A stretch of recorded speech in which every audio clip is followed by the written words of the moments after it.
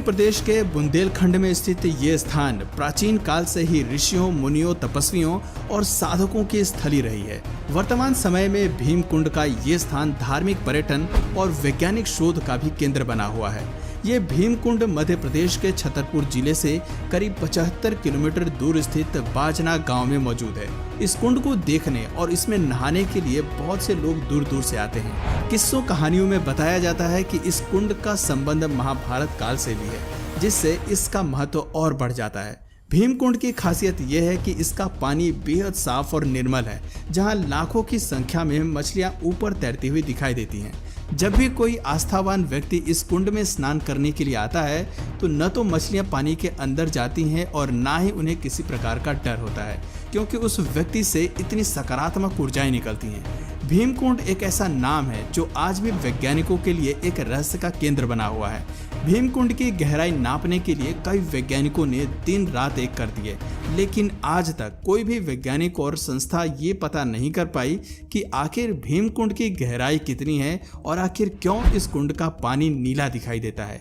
ऐसा इसलिए क्योंकि ये सारी खासियत किसी कुंड की नहीं बल्कि किसी समुद्र की होती है, जिस वजह से विज्ञान के लिए आज भी ये किसी रहस्य से कम नहीं है कि आखिर कैसे एक छोटे से कुंड के अंदर समुद्र जैसी स्थितियां पैदा होती हैं। आखिर इस कुंड का महाभारत में क्या महत्व था, चलिए इस बारे में आपको थोड़ा बताते हैं ताकि आपको इसकी धार्मिक आस्था का भी पता चल सके।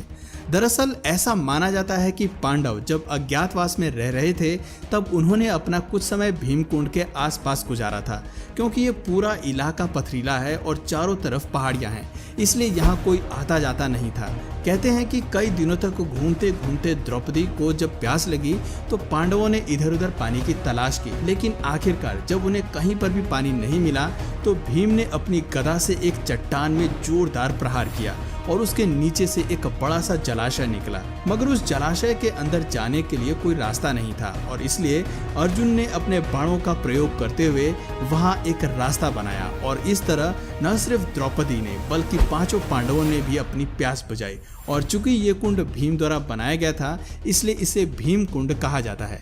भीमकुंड 40 से 80 मीटर चौड़ा है और ये कुंड देखने में बिल्कुल एक गदा के जैसा दिखाई देता है।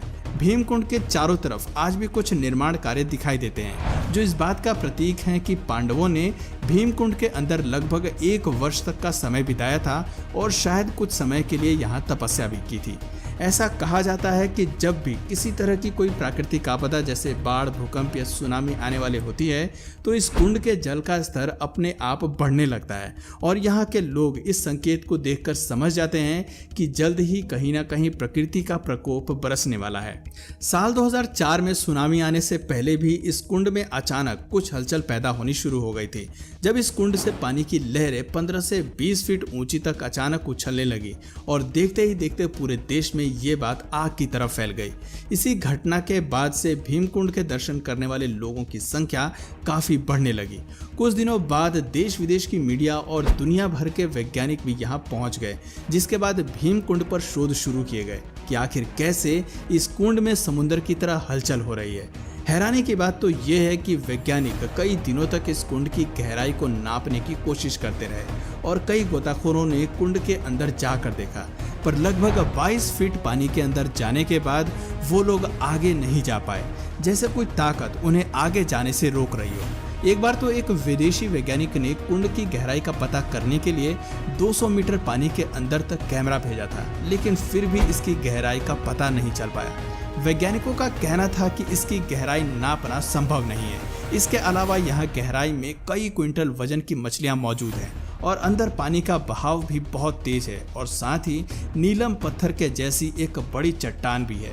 वैज्ञानिकों ने अपनी रिसर्च में आगे बताया कि जो मछलियाँ इस कुंड के अंदर मौजूद हैं, ठीक वैसे ही मछलियाँ समुद्र की गहराई में पाई जाती हैं। तो कहीं ना कहीं इस कुंड का संबंध समुद्र से मिलता जुलता है। कुछ समय बाद जब नेपाल और जापान में भूकंप आया तब भी इस कुंड का जल स्तर अचानक से बढ़ने लगा था, जिससे ये कंफर्म हो गया कि प्राकृतिक आपदाओं से इस कुंड का कोई ना कोई तो संबंध जरूर है। इस कुंड के पास में एक गुफा भी बनी हुई है जिसमें शंकर जी का शिवलिंग विराजमान है। यहाँ पर आने वाले लोग इन्हीं की पूजा करते हैं। ऐसी भी मान्यता है कि इस कुंड में स्नान करने से सभी प्रकार के रोग दूर हो जाते हैं, इसलिए लोग इस कुंड का जल बोतल में भरकर ले जाते हैं, क्योंकि ऐसा भी कहा जाता है कि इस कुंड का पानी गंगा जल के समान पवित्र है। ऐसा कई सालों में देखा गया है कि गंगा के जल की तरह ही भीमकुंड के जल में भी कभी कीड़े नहीं पड़ते, बल्कि हिमालय पर्वत से कोई भी संबंध ना होने के बावजूद इसका जल हिमालय से निकलने वाली गंगा की तरह ही मिनरल वाटर जैसा होता है। ये एक अनंत स्रोत की तरह है जिसका पानी कितना भी उपयोग में ले लिया जाए, लेकिन इसका स्तर सामान्य ही रहता है। एक बार तो राज्य सरकार ने इस कुंड को खाली करने के लिए यहाँ वाटर पंप लगवा कर कई दिनों तक इसका पानी बाहर निकलवाया था, लेकिन इसके बावजूद भी भीमकुंड के जल स्तर पर कोई प्रभाव नहीं पड़ा। वो जितना पहले था हजारों लीटर पानी निकालने के बाद भी उतना ही रहा। आमतौर पर ठहरा हुआ पानी गंदा हो जाता है, लेकिन भीमकुंड का पानी ठहरा हुआ होने के बावजूद भी बिल्कुल साफ और पारदर्शी है, इसलिए लोग इसका प्रयोग पीने के लिए करते हैं। इस कुंड के अद्भुत जल के विषय में एक और चीज कही जाती है कि चाहे पीने वाले व्यक्ति को कितनी भी प्यास लगी हो, अगर इस कुंड का मात्र 3 बूंद जल भी उसने ग्रहण कर लिया तो इंसान की पूरी प्यास बुझ सकती है। इस कुंड से जुड़ी हुई एक और हैरान करने वाली बात यह है कि इसमें डूबने वाले व्यक्ति का मृत शरीर कभी नहीं मिल पाता। आमतौर पर जब भी कोई व्यक्ति पानी में डूब जाता है तो कुछ वक्त के बाद उसका शरीर फूलकर पानी की सतह पर तैरने लगता है, लेकिन इस कुंड में आज तक जो भी डूबा है उसका शरीर कभी भी बाहर नहीं आया है और गोताखोरों द्वारा कुंड के अंदर जाकर ढूंढने पर भी किसी का शव नहीं मिला। लोगों का मानना है कि ऐसा इसलिए होता है क्योंकि इस कुंड में कोई तल नहीं है और यही कारण है कि इसमें डूबने वाला व्यक्ति सदा के लिए अदृश्य हो जाता है, जैसे वो वहां पर कभी था ही नहीं। जैसे कि इन तस्वीरों में आप देख सकते हैं कि भीमकुंड एक गुफा के अंदर बना हुआ है और यहाँ तक जाने के लिए गुफा में सीढ़ियाँ बनी हुई हैं। इस कुंड के अंदर पानी में जब सूर्य की किरणें पड़ती हैं तब पानी में इंद्रधनुष बनते हैं और वो दृश्य बेहद मनोरम होता है। वैज्ञानिकों ने जब इस कुंड की गहराई नापने का प्रयास किया तो उन्हें कुंड के भीतर 2 बड़े कुएं जैसे मिले, जिन्हें देखकर ऐसा लग रहा था जैसे कुंड के भीतर एक और बड़ा सा कुंड है।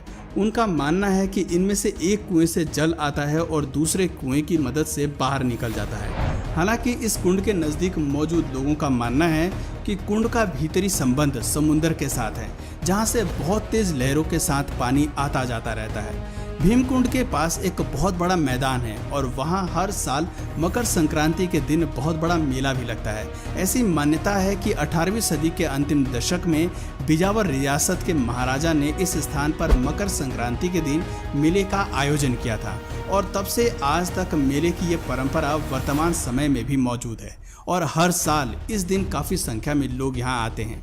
इस कुंड के पानी का स्रोत क्या है, इसकी गहराई कितनी है और वैज्ञानिक आखिर इसका छोर क्यों नहीं खोज पा रहे हैं और वो कौन सी अदृश्य शक्ति है जो गोताखोरों को भी यहाँ नीचे जाने से रोकती है, ऐसे कई सवाल हैं जो इस कुंड को घेर कर रखते हैं, मगर इनका जवाब किसी के पास नहीं है। बस इतना ही नहीं, बल्कि इसी की तरह भारत में और भी काफ़ी सारे कुंड हैं जो इससे भी कई गुना रहस्यमयी हैं। तो अगर आपको उनके बारे में जानना है तो हमें नीचे कमेंट करके ज़रूर बताइए, और अगर इस वीडियो से आपको कुछ नया जानने या सीखने को मिला या फिर इंटरेस्टिंग लगा तो प्लीज़ इस वीडियो को एक लाइक करके अपने फ्रेंड्स और फैमिली में से ज़रूर शेयर करें। और यदि आप इस चैनल पर नए हैं तो प्लीज़ इस चैनल को सब्सक्राइब करके बेल नोटिफिकेशन आइकन को ऑन कर लीजिए ताकि हमारे आने वाले वीडियोस आप मिस ना करें। मिलते हैं फिर किसी वीडियो में नए टॉपिक के साथ।